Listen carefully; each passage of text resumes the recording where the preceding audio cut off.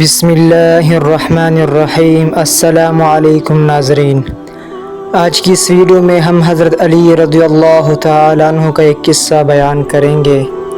غزوہ احد میں لڑائی کے انگارے برس رہے تھے۔ مشرکین کی نعش بہادروں کی تلواروں کی زد میں آ کر ادھر ادھر بکھر رہی تھی اور موت سروں پر منڈلا رہی تھی۔ اتنے میں حضرت علی کرم اللہ وجہہ مسلمانوں کے علم بردار ہوئے تو مشرکین کے علم بردار ابو سعد بن ابی طلحہ نے ان کو دیکھا اور اپنے گھوڑے کو دوڑاتا ہوا میدان جنگ کے بیچ میں پہنچا، جہاں گردنیں اڑ رہی تھی، اور فخری انداز میں کہنے لگا، کیا کوئی مرد میدان ہے؟ کسی نے جواب نہیں دیا۔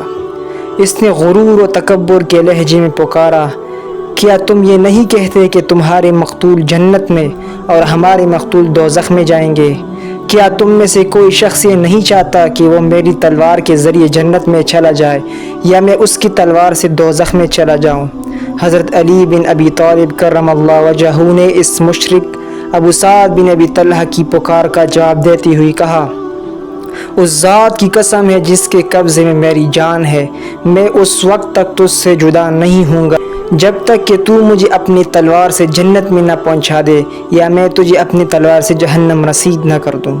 دونوں میدان کارزار میں نکلے، دونوں کا مقابلہ ہوا، دونوں نے اپنے اپنے وار کیے، مگر حضرت علی رضی اللہ تعالیٰ عنہ نے تلوار کی ایک ضرب لگائی اور اس کی ٹانگ کٹ گئی اور وہ زمین پر گر پڑا اور ابو سعد برہنہ ہو گیا۔ پھر وہ ملتجی ہوا، اے ابن عم، میں تجھے خدا کی قسم دے کر کہتا ہوں اور تجھ سے رحم کی درخواست کرتا ہوں۔ حضرت علی رضی اللہ تعالیٰ عنہ نے اس کو چھوڑ دیا۔ حضور اکرم صلی اللہ علیہ وسلم نے اللہ اکبر کہا۔ حضرت علی رضی اللہ تعالیٰ عنہ کے ساتھیوں نے پوچھا، بھلا آپ رضی اللہ تعالیٰ عنہ نے اس کو کیوں چھوڑ دیا؟ اس کا کام ہی تمام کر دیتے۔